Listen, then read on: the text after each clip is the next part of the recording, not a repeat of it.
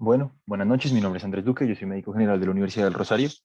Primero que nada, pues agradecerle al doctor Rincón por invitarme pues, a este grupo de revisiones. La verdad, he aprendido montones y me parece bueno. Entonces hoy vamos a revisar un tema que es un poco complejo, los defectos del septo atrioventricular. Digamos que abarca bastantes patologías y va a tocar un poco temas que ya hemos visto con anterioridad en las revisiones.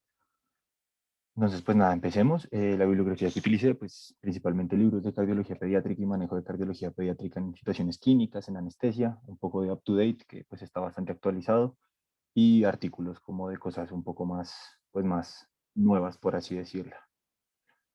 Entonces, bueno, los defectos septales atrioventriculares se conocen como defectos del canal AB, defectos de cojinetes endocárdicos, AB comunis, hay bastantes formas de llamarlos, y eso se debe a que tienen dos componentes que ya vamos a hablar pues principalmente, y por eso no es muy fácil clasificarlos como una sola alteración cardíaca.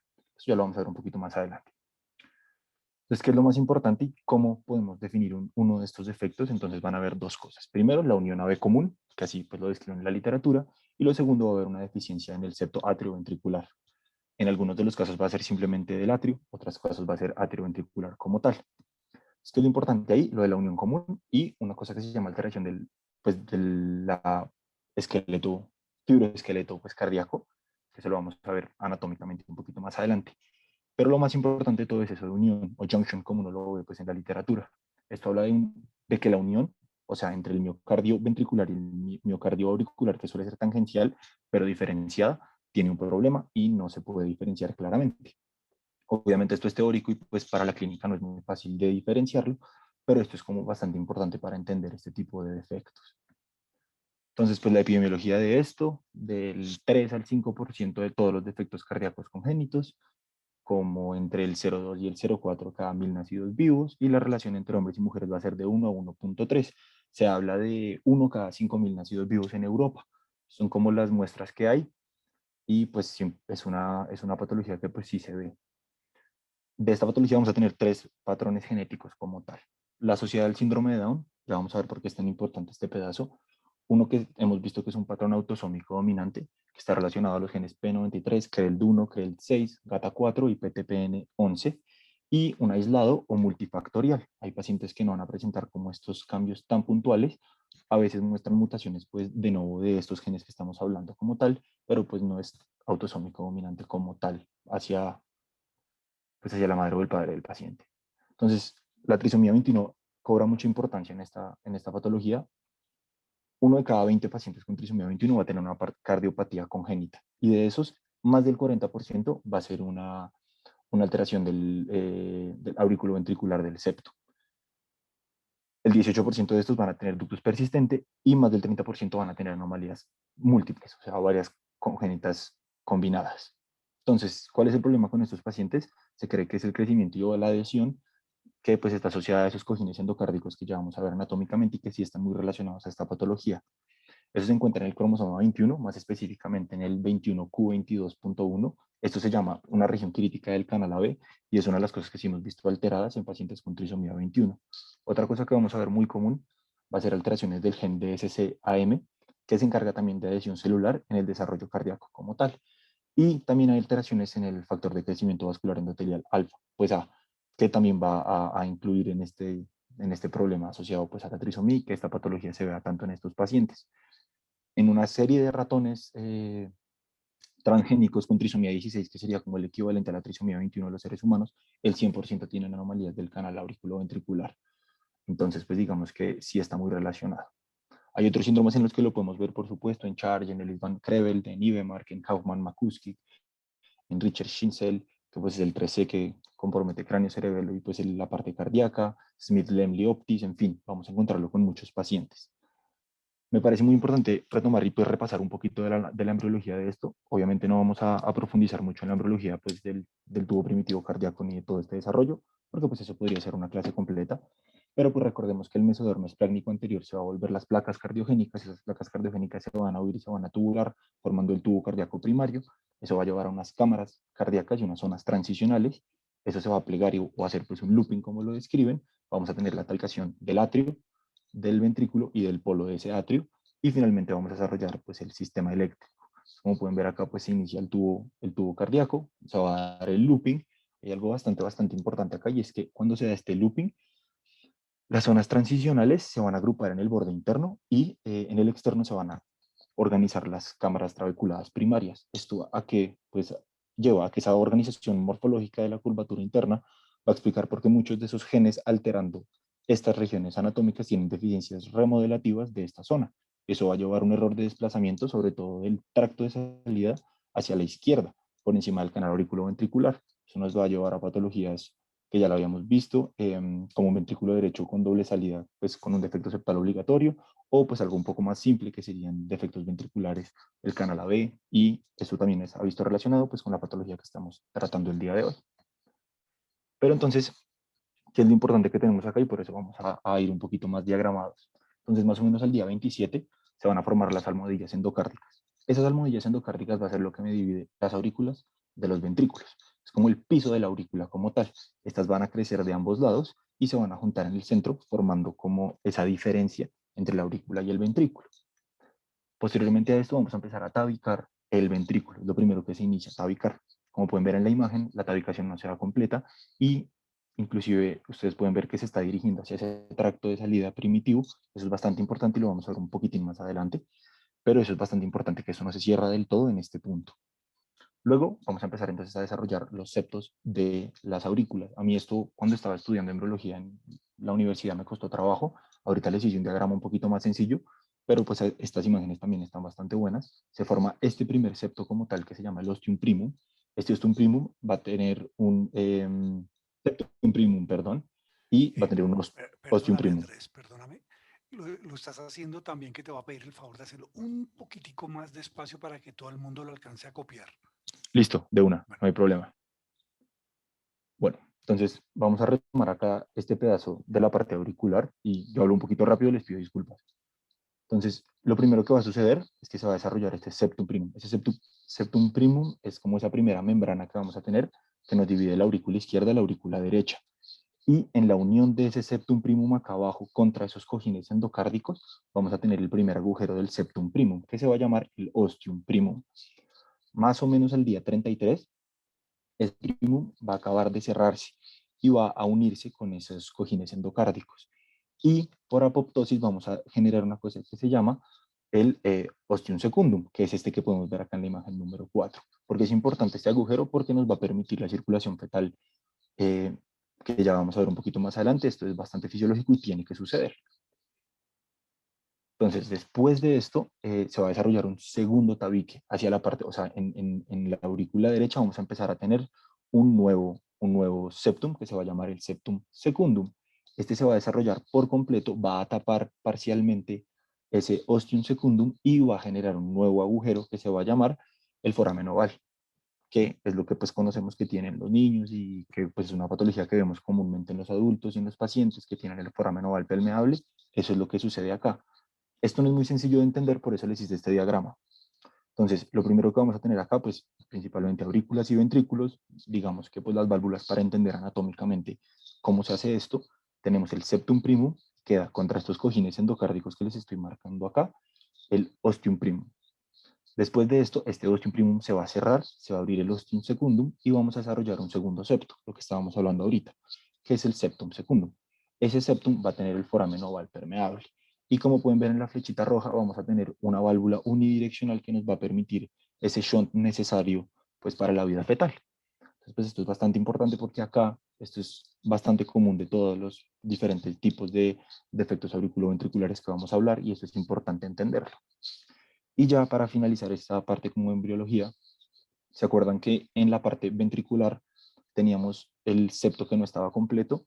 Bueno, ese septo se acaba de completar, se tabica, cuando se genera, se hace la bifurcación, se llama eso, espiralada del tronco arterioso, lo que va a llevar cada ventrículo a su salida, pues, posteriormente, tanto pulmonar como aórtica. Y eso es más o menos hacia la sexta semana, más o menos el día 37, y pues ya en ese momento, digamos que, espérense que esto se me, que ya pues finaliza como la parte embriológica como tal.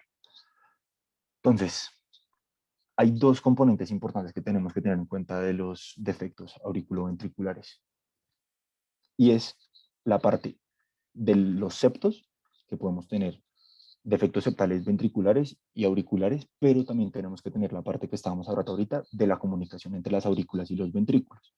Entonces, ¿por qué se da esto o cómo se da esto? Bueno, principalmente lo que vamos a tener fisiológicamente todos nosotros es que tenemos una cosa muy importante que se llama la fusión del trígono fibroso derecho, que se los estoy marcando acá. Este es el trígono fibroso derecho y se va a unir con el septo membranoso. Este septo membranoso es esta parte de acá. Y si ustedes pues se dan cuenta en el modelo anatómico, pues esto nos va a dividir la mitral de la tricuspidia, que pues tanto que es bastante importante dividirlas porque cada una tiene una función distinta como tal en el corazón. Entonces, hay distintas morfologías asociadas a esto, no todos van a ser exactamente iguales.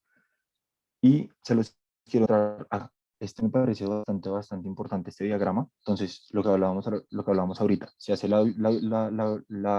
pues, la tabicación de las aurículas y los ventrículos, y tenemos que hablar entonces ahora de la válvula. Inicialmente y primitivamente va a haber un único anillo, que es este que se está mostrando acá en la parte central.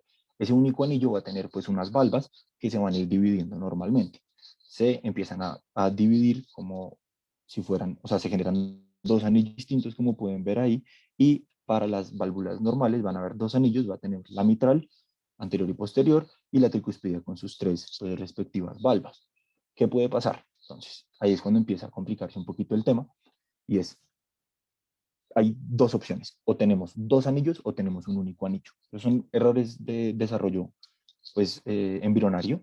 Entonces vamos a hablar, digamos, como de la más clara de todas, que es cuando tiene un único anillo. Cuando tenemos un único anillo, pues se pueden dar dos cosas, o las intermedias o las completas. Como pueden ver acá, las completas es como si hubiera una única válvula entre los atrios y los ventrículos. La otra, ustedes se pueden dar cuenta que hay dos agujeros distintos, separados, pero solo hay un anillo fibroso como tal. Y tenemos los otros dos tipos, que sería la parcial y la transicional, que pues de lo que va a depender es que tienen sus válvulas, están, o sea, mal formadas, sobre todo la mitral es la que más problemas va a presentar, pero tiene dos anillos fibrosos como tal. Y esto pues nos va a llevar a entender qué es lo que está pasando con estos pacientes. Entonces, hay otra cosa importante que les puede pasar, y antes de entrar como a clasificarlos y a retomar eso de las parciales, las transicionales y eso, que es el tracto de salida del ventrículo izquierdo. La posición de esa válvula y los defectos septales van a aumentar la distancia entre el ápex cardíaco y la aorta. Eso va a alongar ese tracto, y muchas veces vamos a tener este defecto que ellos, pues los ecografistas describen como en cuello de cisne, y eso puede llevar a obstrucciones tanto en complicaciones posoperatorias como en clínica inicial de los pacientes sin diagnóstico. Entonces, digamos que es algo muy importante. Esto es común, no es, le pasa a todos los pacientes, pero sí puede suceder. Entonces, la clasificación como tal, hay distintos tipos de clasificarlo, entre completo, parcial, transicional e intermedio. El completo, digamos que hay otra clasificación diferente, pero a mí me gustó mucho esta porque lo separa por la fisiología que tiene. Entonces, la fisiología similar entre el completo y el intermedio. ¿Cuál sería la diferencia? Si le ponemos atención al diagrama, tenemos una comunicación interventricular, tenemos una comunicación interauricular y tenemos una única valva con un único anillo. O sea, es lo que se puede ver acá. A diferencia del intermedio, que tenemos las mismas comunicaciones y efectos septales auriculoventriculares, pero pasa lo que les estaba mostrando ahorita. Tenemos dos válvulas separadas a pesar de tener un único anillo. Al otro lado, lo otro que nos podemos ir es a la transicional. Tenemos una comunicación importante interauricular, dos anillos y dos valvas, y una comunicación muy pequeña ventricular. Y la parcial, que es básicamente un error de una de las válvulas, una malformación mitral con probablemente regurgitación y una comunicación, una CIA. Básicamente eso es lo que tenemos de la parcial. Digamos que estos pacientes son mucho menos sintomáticos, pero pues eso ya lo vamos a ver un poquito más adelante. Hay otra clasificación que esta es bastante importante en los pacientes que tenemos pues, defectos completos. Se puede hablar de balanceado o no balanceado. Esto porque es importante, porque nos va a determinar qué pacientes pueden ser quirúrgicos y qué pacientes no. Entonces, como estos pacientes comparten sus cámaras, tiende a haber una hipertrofia de alguno de los ventrículos. Entonces, pues si tenemos una hipertrofia del ventrículo derecho, vamos a tener una no balanceada de predominio derecho y pues viceversa con la izquierda. Esto es importante porque estos pacientes no se van a poder hacer una reparación quirúrgica completa y usualmente requieren y llevan a pues una reparación univentricular, una paliación de ventrículo único. Entonces, esto sí es importante para el manejo quirúrgico de los pacientes. Y podemos hablar pues también de la clasificación de Rastelli. En el 66 Rastelli hizo 70, creo que fueron necropsias a pacientes con estos tipos de malformaciones y hizo esta clasificación, que son los completos en A, B y C. En donde está la clave de esta clasificación, a mí me parece, y lo que sí es importante para el manejo quirúrgico, por eso podría tener cierta validez, inclusive hoy en día, es esta válvula superior, la valva superior izquierda, en el tipo A, tiene las cuerdas tendinosas al lado adecuado de su tabique septal. El B sobrepasa y tiene las cuerdas del lado izquierdo, pues del lado equivocado, como se puede ver en este diagrama, de su septo. Y la C pasa por completo y sus cuerdas y su anclaje no está conectado con el septo como tal. Entonces son como las tres, la más común sería la tipo A y la verdad, pues no es lo que más se utiliza hoy en día, por lo que les digo. O sea, podría tener cierta importancia para la parte quirúrgica de la reconstrucción, pero pues no hay una diferencia significativa entre estos tipos de pacientes como tal. Entonces, recordemos un poquito, tenemos el defecto, podemos tener un shunt atrial que nos va a llevar a la parcial, que es lo que les estábamos hablando ahorita. Sí puede haber un daño valvular, pero pues es básicamente una seía con daño valvular. Una shunt ventricular importante, que pues vamos a tener simplemente el defecto, que eso es, digamos que no es lo principal de nuestra charla, y a lo que vamos acá, y a lo que pues sí es más importante, que son las intermedias y las completas, intermedias, transicionales y completas, que tenemos unos shunts superiores, inferiores y el daño valvular. Bueno, entonces, ¿cómo es la fisiopatología de estos pacientes? Pues va a depender del tipo de efecto que tengan. CABC sería una comunicación auriculoventricular completa, pues ahorita va a seguir en la presentación así, o en los intermedios, acuérdense que pues son bien similares, lo que cambia es la cantidad de orificios que tiene el anillo como tal, pero lo que va a pasar es bastante similar. Vamos a tener inicialmente un aumento del flujo pulmonar, vamos a tener un shunt de izquierda a derecha del ventrículo y de la aurícula. Eso va a mandar un flujo pues bastante aumentado a lo que está acostumbrado a manejar ese lecho vascular pulmonar, y a largo plazo pues va a aumentar la resistencia vascular pulmonar. También nos puede generar una falla cardíaca y eventualmente eso va a llevar a una hipertensión pulmonar y eventualmente eso va a llevar a un Eisenmenger y va a llevar a la muerte de los pacientes. Esa es como la historia natural de la enfermedad. Entonces, con los pacientes que estábamos hablando ahorita con trisomía 21 y la hipertensión pulmonar, a estos pacientes les va peor, tienen peores desenlaces pues, consecuente con la hipertensión pulmonar. Y a pesar de que en la mayoría de pacientes que no tienen Down es infrecuente que desarrollen esa hipertensión pulmonar, pues ese compromiso pulmonar vascular antes del primer año, en Down con defectos completos, 11 presentan antes del primer año de vida, y eso se relaciona a que ellos hacen más apneas, más aspiraciones recurrentes y más hipoventilación. Esa es como la teoría que creemos que causa que estos pacientes presenten más compromiso pulmonar. La fisiopatología del transicional, lo que estábamos hablando ahorita, acuérdense que tiene pues una CIA importante, unos defectos valvulares y una CIB bastante limitada. Lo que les estaba diciendo, el shunt interventricular suele ser muy mínimo y va a ser muy parecido a los parciales, y ellos van a presentar pues con shunt de ventrículo izquierdo a aurícula derecha, pero pues eso es raro, pues solo cuando tenemos mucha regurgitación de estas válvulas. El parcial pues lo mismo, vamos a tener unas presiones arteriales normales o un poquito elevadas, van a tener mínimos síntomas a la adultez como los transicionales, y estos pacientes pueden presentar falla cardíaca pues en la juventud más que todo, y puede presentar fibrilación auricular por las malformaciones anatómicas que tiene.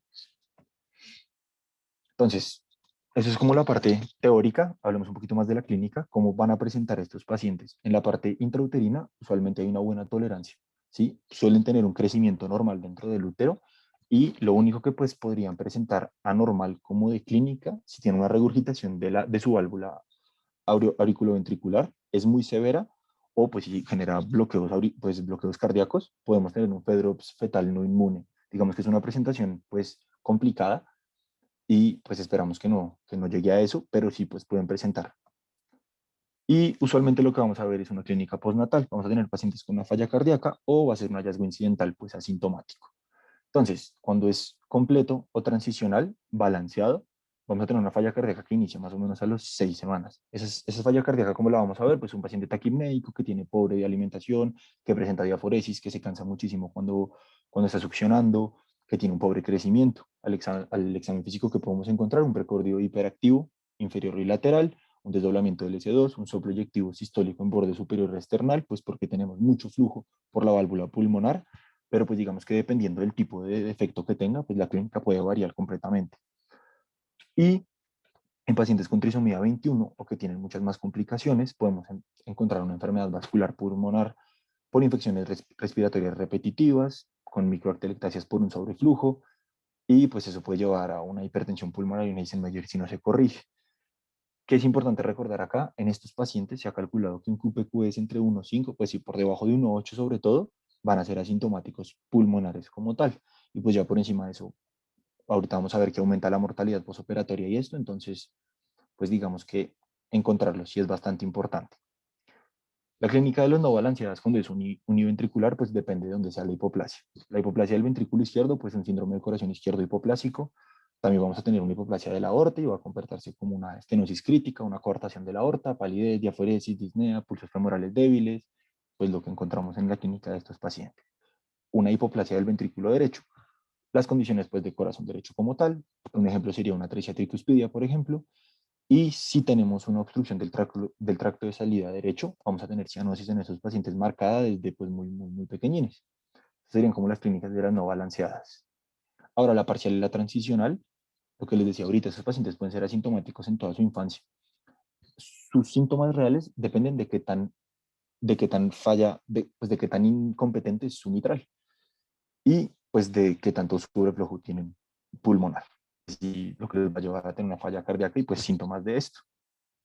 Hay bastantes pacientes en su adultez, joven, sobre en su juventud y su adultez, que presentan con fibrilación auricular o con una disnea de esfuerzo, como hallazgo incidental y pues los encuentran. ¿Qué podríamos encontrar en estos pacientes? Lo mismo, desdoblamiento fijo del S2 en inspiración, un soplo eyectivo sistólico en el borde izquierdo external, aumento del impulso precordial del ventrículo derecho, soplo diastólico retumbante, eso pues obviamente pues va a ser por el aumento del flujo a través de la tricuspidia, o un soplo sistólico mitral, pues por la insuficiencia mitral que presentan estos pacientes. Pero digamos que no es tan sencillo porque no tienen clínica. ¿Qué para clínicos podemos pedir en estos pacientes? Pues lo principal y lo que más se les solicita en esos estudios, pues como de fallita cardíaca cuando son chiquitos, la radiografía de tórax, se puede ver un engrosamiento de la silueta cardíaca, obviamente dependiendo de qué patología presenten, un crecimiento de las 4 cámaras, un aumento del tramo vascular pulmonar, pueden haber crecimiento de cavidades derechas y dilatación del área pulmonar en el parcial como tal, y en el electro, pues digamos que también hay bastantes hallazgos, no tan específicos. El eje suele estar izquierdo, pero pues también va a depender. Tiene un patrón de desflorización temprano o en contra de las manecillas del reloj. Esto pues lo describen sobre todo en los textos como más viejitos.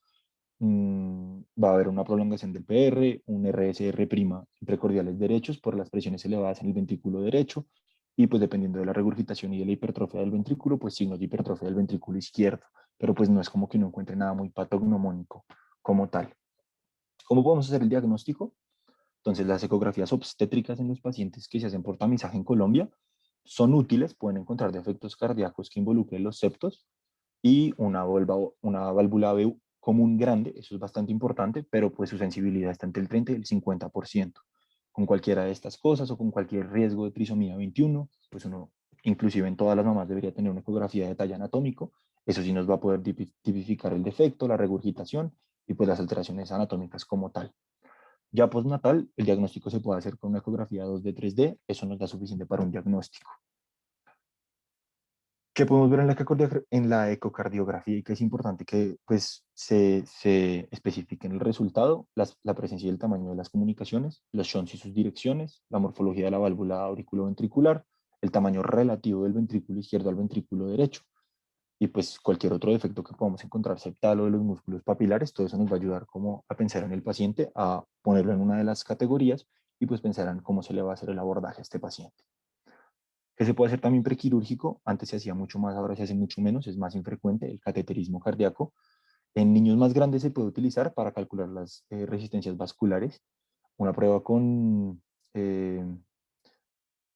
óxido nítrico inhalado, una presión que aumente de 10 Wood o que no mejore de 5 a 7 unidades, va a tener mayor mortalidad posoperatoria, pero pues digamos que eso no es necesario realizarlo para poder tomar una decisión en cuanto al manejo de los pacientes. Entonces, el manejo es quirúrgico, lo que cambia es el timing de la corrección quirúrgica. En un completo, la corrección quirúrgica debería ser antes de los 6 meses, pero pues vamos a ver que eso cambia y va a depender muchísimo de cada paciente. Y la parcial y la transicional también. Lo que describe la literatura es que debería corregirse lo antes posible. Usualmente el diagnóstico va a ser por encima de los 6 meses. Apenas se puede hacer el diagnóstico, pues se puede hacer la corrección. Eso digamos que es una balanza porque tenemos que ver también la sintomatología de los pacientes, si es un hallazgo incidental. Entonces, en el completo hay tres como pilares importantes: el médico, el quirúrgico y pues dependiendo de qué tipo tenga, las intervenciones paliativas. Entonces, el manejo médico, vamos a mejorar la función cardíaca y vamos a optimizar al paciente. Los pacientes llevan manejo diurético, usualmente con furosemida, inotrópico si necesita con digoxina, un IECA que nos va a reducir la poscarga y va a mejorar el shunt y la regurgitación. Y es muy importante que estos pacientes ganen peso. Un bajo peso a la hora de la cirugía es un predictor de mortalidad. Los pacientes tienen que estar bien nutridos. ¿Cómo es la reparación quirúrgica completa pues, de estos pacientes? Entonces, ¿cuáles son las indicaciones como tal? Las indicaciones es que tenga este tipo de patologías, pero hay unos candidatos que son subóptimos que no deben ser llevados a este procedimiento. El principal de todos es el no balanceado que hablábamos ahorita, va a ser una paliación quirúrgica. Cuando tiene una anatomía muy compleja, como una coartación adicional, múltiples efectos septales, ventriculares, cualquier otra cosa, pues como comorbilidad de ya su patología, puede complicar mucho la parte quirúrgica y toca evaluarlo bastante bien y pues cada caso va a depender. Y los pacientes que son demasiado jóvenes, que tienen una sintomatología muy temprana, hay un problema y es que las reconstrucciones de las válvulas en pacientes menores de 6 semanas no están recomendadas, la mortalidad es muy alta y pues no deberían realizarse. A esos pacientes se les puede realizar un banding pulmonar. El banding básicamente es una estenosis pulmonar que podemos ver acá, supravalvular. Eso nos va a disminuir el shunt y pues nos va a bajar un poquito la presión pulmonar distal, como manteniendo los síntomas del paciente hasta que se le pueda realizar la cirugía. Esto se hacía antes muy, muy, muy frecuentemente. Creo que de lo que tengo entendido, hoy en día no es tan frecuente, no se utiliza tanto. Y pues recordar que los pacientes con menos de 3 kilogramos, que era lo que estábamos hablando ahorita, aumenta mucho la mortalidad intraoperatoria. Entonces, el timing, idealmente 6 meses, el paciente va a estar lo más óptimo, pero pues desde los 2 meses se pueden hacer con éxito. Inclusive después de las 6 semanas está adecuado por lo que hablábamos de las válvulas. En los leves o asintomáticos, la idea es programarla de 3 a 6 meses, ¿sí? O sea, tratar de cómo optimizar la función cardíaca y la reserva hemodinámica del paciente para pues evitar la mayor cantidad de complicaciones durante el procedimiento. Y lo que sucede en Down es que suelen ser operados más jóvenes porque mm, o ya desarrollaron o le tenemos miedo a que desarrollen problemas pulmonares. ¿Sí? Si se deteriora el lecho pulmonar, pues eso va a tener muchas complicaciones a largo plazo y eso sí va a afectar su vida a largo plazo. Entonces con ellos tratamos de ser pues un poquito más veloces a la hora de corregirlos. ¿Qué técnicas existen? Principalmente son cuatro. La primera se realizó en el 55 con Lillet y sus pues, colaboradores.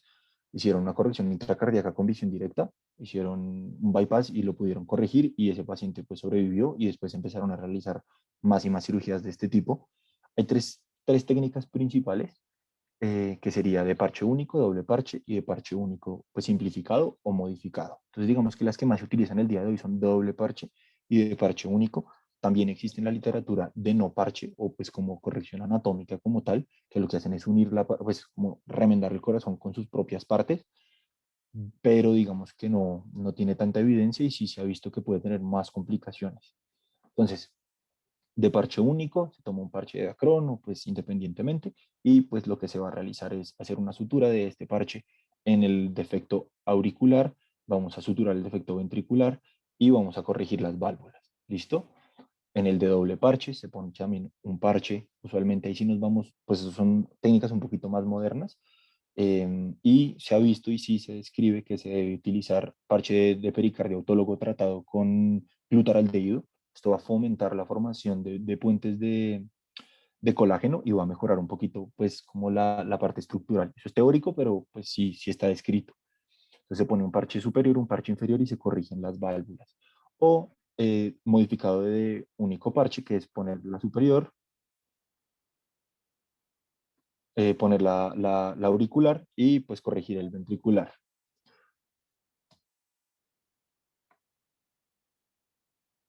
Acá hay otra imagen de esto, acá se puede ver un poquito mejor. Entonces tenemos el de parche único, el de doble parche y el de parche único modificado. Si pueden ver acá el defecto, lo que hacen es llevar el septo ventricular hacia las válvulas y pues generar ahí el reparo. ¿Cuál es la elección quirúrgica? Hay unos metaanálisis importantes. Este metaanálisis es de 15 estudios observacionales, son 10.000 pacientes, que pone pues en comparación el de parche único contra, pues modificado contra el de dos parches. No hay diferencias estadísticas significativas. ¿Qué si es diferente? El modificado tiene menor tiempo en bypass y menor tiempo de clamp. Eso pues nos va a generar menos complicaciones, menor estadía hospitalaria y teóricamente debería ser mejor. Pero sí hacen la salvedad en estos estudios de que el tamaño del defecto septal ventricular de este grupo era significativamente menor que el de la técnica doble parche. Entonces que eso también pudo haber influido un poco en el tiempo de corrección y el tiempo pues de clamp. Hay otra cosa importante y es que hay una hendidura. Si recuerdan, la tricuspidea y la mitral va a tener tres hendiduras, que si una de ellas pues va a tocar corregirla. Entonces, hay dos opciones. La opción es o suturarla o no suturarla. Entonces, es bien controversial de lo que yo leí y la verdad esta información la saqué de UpToDate y ellos dan una recomendación pues, basada en varios artículos diciendo que ellos prefieren cerrarla siempre y cuando esto no genere estenosis, porque han visto que da menos regurgitación postoperatoria y tiene menos incidencia de cirugía.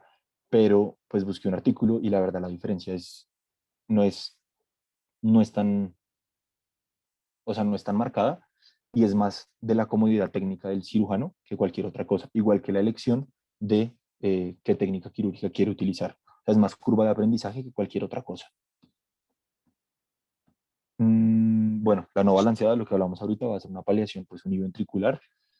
¿Cómo sabemos que es no balanceada? Hablan de criterios ecocardiográficos, por ejemplo, un índice de la válvula auriculoventricular mayor entre 0.4 y 0.6, que sí permite hacer una reparación biventricular, o un índice de afluencia del ventrículo izquierdo menor a 0.5, que si uno hace un reparo biventricular no tiene indicación porque no va a haber sobrevida posterior a esto, o un ángulo de afluencia del ventrículo derecho al ventrículo izquierdo, que también falta evidencia, pero hablan de que un menor ángulo va a haber un mayor defecto septal y un peor desenlace en el reparo biventricular. De la evidencia que encontré, no existe diferencia, o sea, no hay evidencia que sustente realmente estas medidas, pero pues es más decisión quirúrgica de cada paciente. Y pues recordemos que esos pacientes pues van a acabar en un Fontan modificado, una cirugía de 1,5, como estábamos viendo el otro día con el doctor Germán que nos estaba contando estas cirugías. ¿Qué pasa con la parcial y la transicional? Sí se sugiere realizar la cirugía electivamente en la niñez temprana porque va a evitar desenlaces a largo plazo. Recordemos que ese shunt de izquierda a derecha, pues esa hipertensión pulmonar y esa falla cardíaca y esa fibrilación auricular, podemos prevenirlas principalmente si corregimos estos defectos y se puede recuperar la competencia anatómica de ellos. Entonces, si se diagnostica en la infancia, la cirugía idealmente es que sea pues entre el año y medio y los 3 años. La mortalidad va a ser menor al 1%. Si es por encima de estas edades, pues cuando se diagnostique se puede operar. Antes de esto no está recomendado porque por debajo del año y medio sí hay un poco más de mortalidad. Un estudio multicéntrico también de 87 pacientes mostró que operarlos mejora la ganancia de peso, el reflujo auriculoventricular y pues a esos pacientes principalmente les va mejor porque los operan.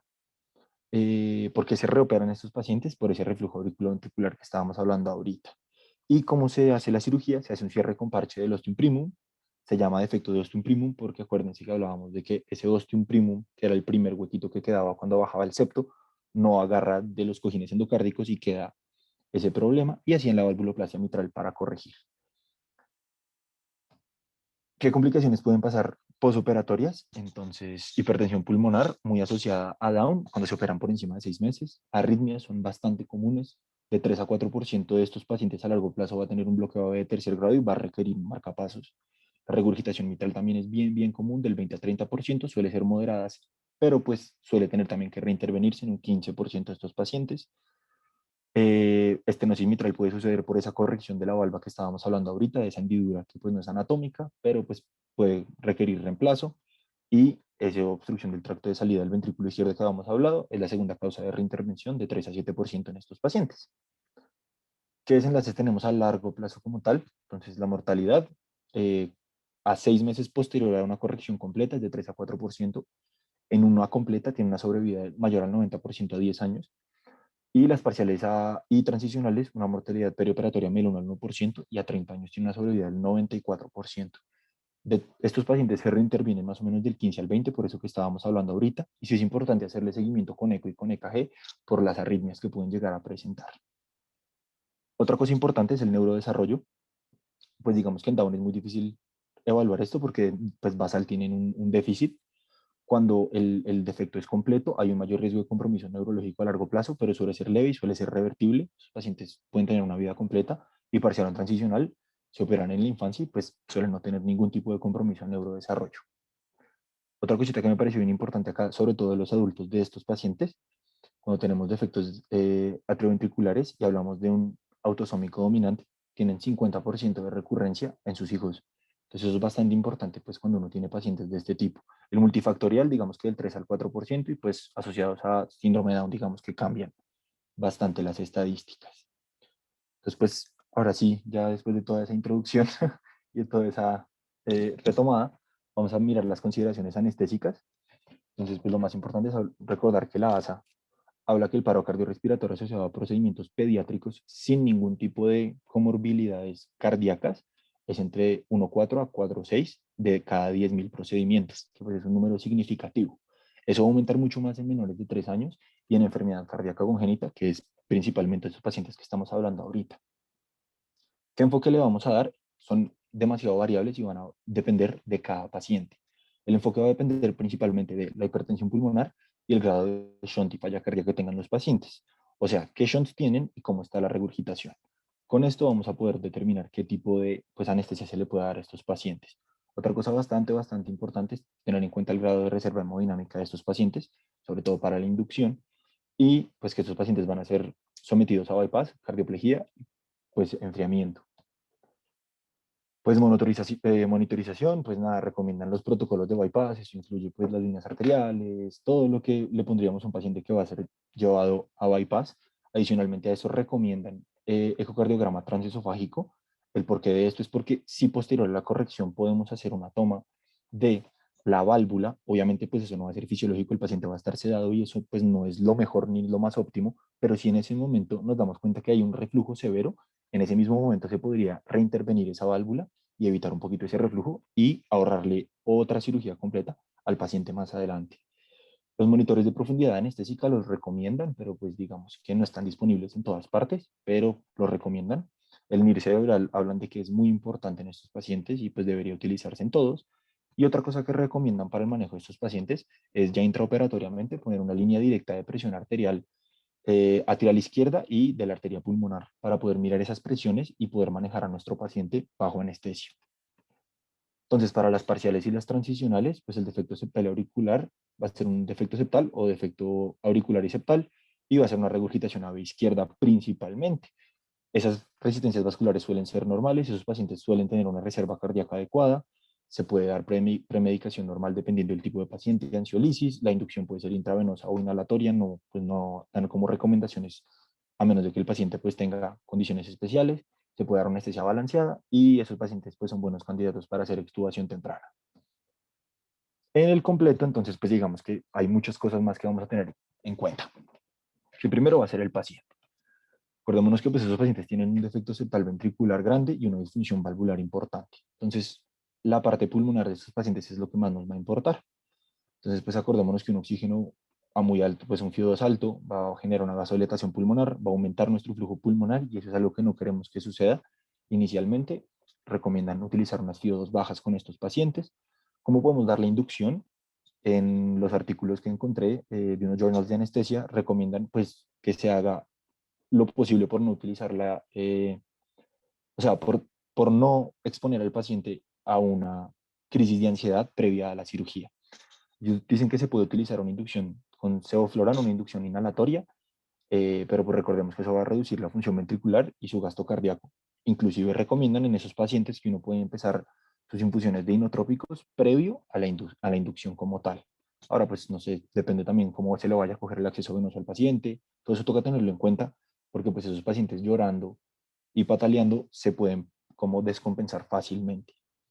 Para hacer una inducción intravenosa, pues recordar igual lo mismo, las reservas hemodinámicas bajas, recomiendan utilizar la combinación de fentanil y pancuronio, les parece pues, estable y reduce el aumento de resistencia vascular pulmonar al momento de la intubación. Entonces, digamos que esto puede ser un muy buen combo. La ketamina también podría ser, pues es muy estable, tiene un mínimo aumento de las resistencias vasculares pulmonares y puede ser pues muy útil para manejar a los pacientes que tengan más síntomas de falla cardíaca. Se puede hacer inducción intramuscular con ketamina, glicopirrolato y succinilcolina, también pues se podría llegar a utilizar. Y lo más importante antes de que estos pacientes entren en bomba bypass es el balance QPQS.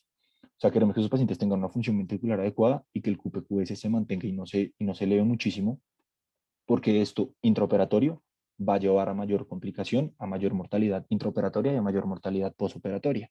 Entonces, esto es como lo más importante. Entonces, pues dependiendo de la clínica que presente el paciente, si es un paciente muy falloso o si es un paciente con ya clínica de hipertensión pulmonar, pues lo que queremos es controlar las resistencias vasculares pulmonares.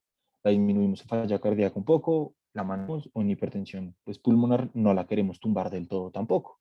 Entonces, ¿cómo se puede controlar eso? Pues principalmente con el FIO2, podemos utilizar PIP, la frecuencia respiratoria, podemos utilizar el pH, el, el óxido nítrico inhalado pues también se puede utilizar, analgésicos, la temperatura del paciente y pues regular de esta forma las presiones pulmonares como tal. Si la presión pulmonar aumenta muchísimo, podemos, y lo que recomiendan es aumentar la frecuencia cardíaca, aumentar el FIO2, manejar con opioides y hacer una alcalinización con bicarbonato, que va a ser más efectivo que bajar la PaCO2 directamente, o pues utilizar el óxido nítrico. También recomiendan el uso de sildenafil, pues ya como última medida. Otra cosa importante es que muchos de estos pacientes van a venir con diuréticos y pues ellos van a poder tolerar un poquito de líquidos inicialmente para repletar como esa precarga que no van a tener y, y mejorar su funcionalidad cardíaca como tal. Entonces, ¿qué puede pasar? Pues es muy complicado por el aumento de resistencias vasculares pulmonares o defectos pues, residuales como tal después de la cirugía. Esos defectos principalmente son defectos septales que no se pueden corregir bien o queda muy tensado ese septo, o regurgitación valvular, que es lo que les estaba contando ahorita, que es la principal causa de reintervención de estos pacientes. Por eso hablábamos de utilizar la ecografía transesofágica, porque nos va a determinar el requerimiento de reparación ahí inmediata. Tener muy en cuenta que el nodo auriculoventricular va a estar próximo al área reparada y es común que durante la cirugía hagan bloqueos AV completos. Los pacientes pueden llegar a necesitar un marcapasos epicárdico intracardíaco con alguna frecuencia. Cuando hagamos el cierre del defecto septal, la presión pulmonar va a disminuir inmediatamente, pues cuando se reactive el corazón, pero puede seguir elevada. ¿En qué casos? Sobre todo en pacientes con Down, en pacientes con otras causas de hipertensión pulmonar, y pues va a persistir. En ese postoperatorio podemos usar INO o unos inodilatadores como el milrinone para pues tener función del ventrículo derecho y pues disminuir las resistencias vasculares pulmonares. Entonces, esta es una tabla que me pareció importante, como un resumen de qué se debe realizar con estos pacientes y pues cuál es la idea. Entonces, la parte preoperatoria, lo que hablábamos, mirar qué tan fallosos son esos pacientes o qué otras comorbilidades o síndromes pueden tener.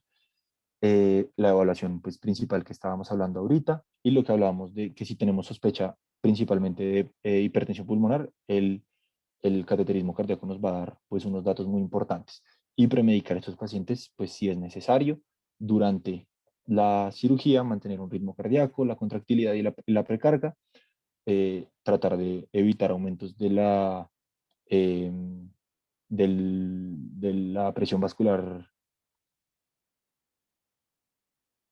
de la resistencia vascular pulmonar y la resistencia vascular sistémica, y evitar pues estos cambios para no cambiar el shunt como tal, no revertir el shunt. Y posoperatorio, pues nada, darle todos los cuidados necesarios a estos pacientes que puedan tener, van a probablemente requerir manejo inotrópico, dopamina es una buena opción, milrinona es una buena opción. El óxido nítrico, pues, si tenemos pacientes con hipertensión pulmonar ya, pues, ya establecida, o si tienen aumento y daño pues, de ese lecho vascular pulmonar. Y pues esa sería la charla. No sé si tienen preguntas, comentarios, alguna cosa. Uy, Andrés.